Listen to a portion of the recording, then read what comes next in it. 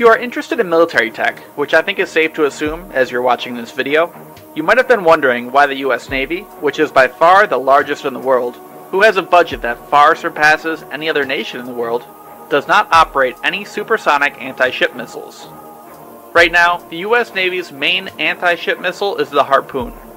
It's a relatively older missile designed nearly half a century ago, and has a range of only 130 kilometers and flies at subsonic speeds, slower than the speed of sound. We regularly see supersonic missiles from Russia, things like the P-500 and 700 ship-launched missiles, or the air-launched KH-22 and KH-41. Relatively smaller countries have also developed their own supersonic anti-ship missiles, like Japan, India, and Taiwan. So it begs the question, if these nations can build them, why doesn't the US? The short answer is that there is a lot more to a good anti-ship missile than just speed. Speed does help. It reduces the amount of time that your enemy has to defend itself. If, in a perfect world, you have two missiles that are exactly the same, but one flies twice as fast as the other, it would mean that the enemy has only half as much time to mount a defense. But in reality, there are several issues with speed alone. One, faster flying missiles tend to fly higher in altitude. The atmosphere is thicker the closer you get to the surface. This creates much more friction and drag. If you want your missile to fly at low altitudes, you are going to be sacrificing speed or range, or have to build an enormously large missile to achieve this. The reason flying low is important is because the Earth is not flat. Therefore, you are limited to how far away you can see an object that is flying close to the surface. This is called the horizon. For ship-based radars, mounted say 20 meters above the surface, it would only be able to detect an anti-ship missile flying at say 10 meters above the surface at a maximum range of about 31 kilometers. As you increase the flight altitude of the missile, that detection range increases. At 100 meters, the range is 60 kilometers. At 1,000 meters, that range is nearly 150 kilometers. So there's a trade-off between range, speed, altitude, and the size of the missile that you must choose between. The KH-22, for example, is a large air-launched missile. It flies at over 4 times the speed of sound, and has a range of over 600 kilometers.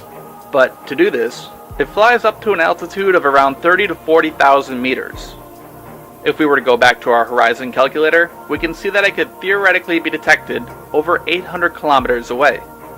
Despite its speed, this gives the defender more time to prepare a defense, and also gives them multiple opportunities to attempt to shoot it down. Compare this to a low-flying missile, which can only be detected 31 kilometers away at maximum. It may be traveling 1/5 the speed of the KH-22, but can only be detected at 1/27th the distance. This gives the defender much less time to react than the supersonic missile. With that being said, low-flying supersonic missiles have been developed, such as the P-700 Granite. As I said though, to do this, you need to give up another feature.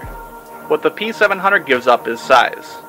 It is huge, weighing up to 7,000 kilograms, compared to the US's Harpoon, which weighs less than 700. The P-700 also flies much slower than the KH-22. Mach 1.5 at low altitude compared to Mach 4 for the KH-22, and flies somewhat higher than the Harpoon, at around 50 meters instead of 10. Because of its large size, only the largest vessels can handle it.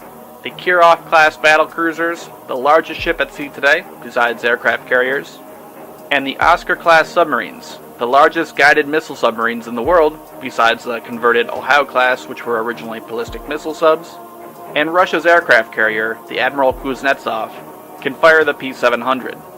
Another factor when considering what makes a good anti-ship missile besides speed and flight altitude is how smart the weapon is. Most long-range anti-ship missiles are launched in a specific direction for a predetermined amount of time, and then turn on their radar and lock on the first thing that it sees. The problem is, the enemy could have moved, or chaff and decoys could throw it off course, at which point it could potentially hit a civilian or a friendly ship. Smarter anti-ship missiles are able to distinguish between targets to know what to hit. Also important is maneuverability. A problem with supersonic missiles is that their high speed makes them less maneuverable. The reason this is important is because many ships are armed with point defense weapons, such as the US Phalanx or the Russian AK-630. These super-fast automated guns fire at high rates of speed in an attempt to shoot these missiles down.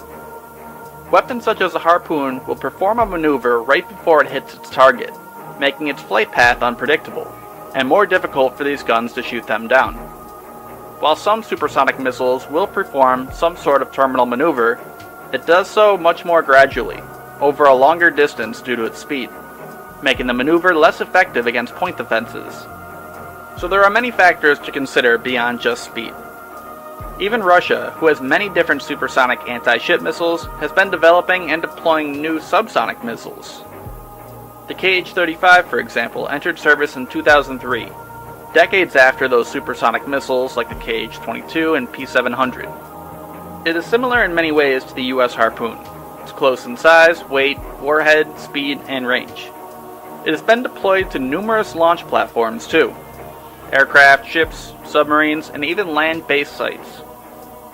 Other countries have also been developing subsonic anti-ship missiles.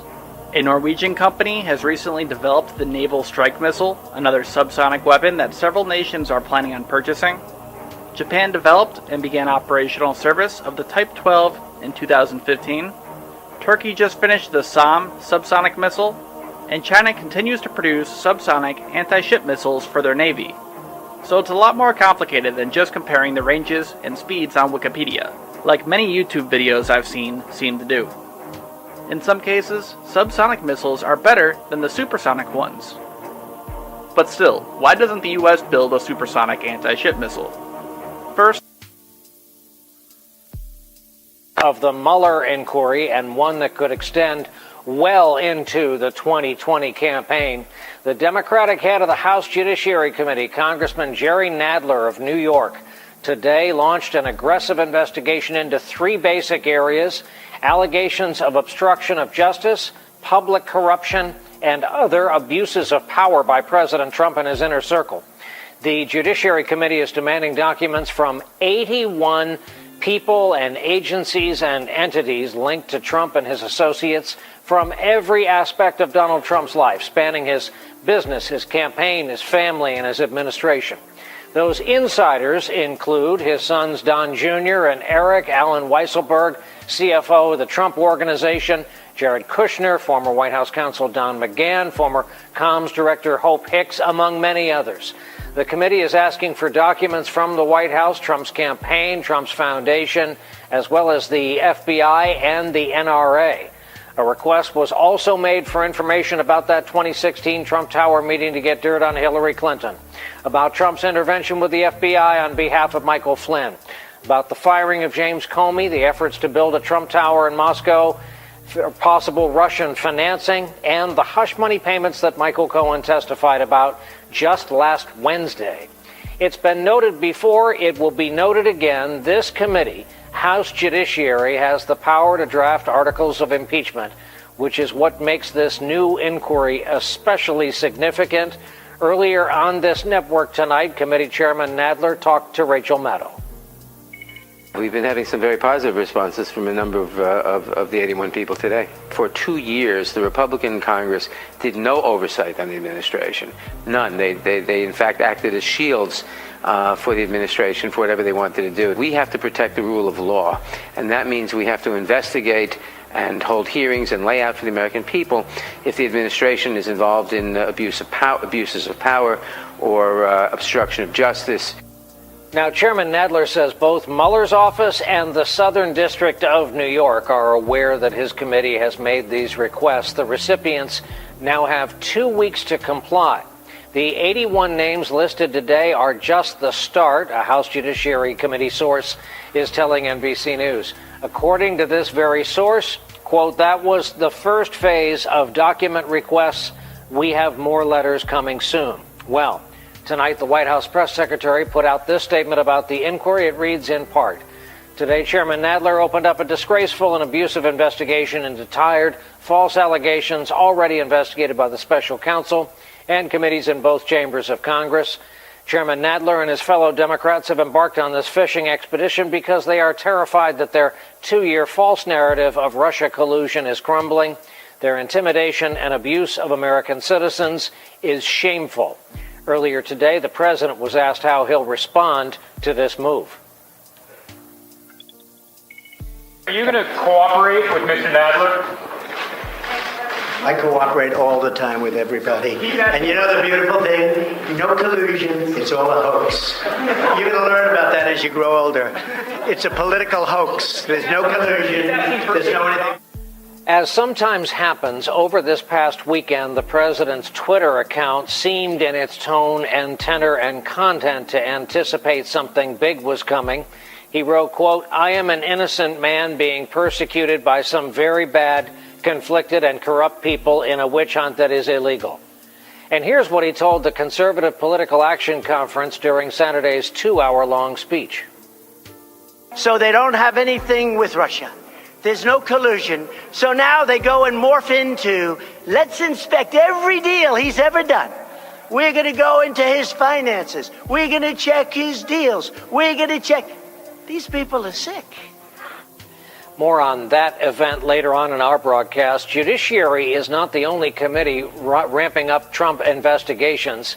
Today, the Democratic chairs of Intel, Oversight, and Foreign Affairs combined all requested documents and interviews related to President Trump's communications with one Vladimir Putin. They're interested in Trump's one-on-one conversations with the Russian leader and the president's reported efforts to hide some of those communications. As usual, it's a lot on a Monday night, and with us to talk about it, our leadoff panel, Peter Baker, Chief White House Correspondent for the New York Times, Frank Figliuzzi, former FBI Assistant Director for Counterintelligence, and Cynthia Oxney, a former federal prosecutor and a veteran of the U.S. Justice Department. Frank, part of the storyline of this story has been Mueller is not necessarily the president's greater danger. It could be the Southern District of New York, in effect, the New York branch of the Justice Department.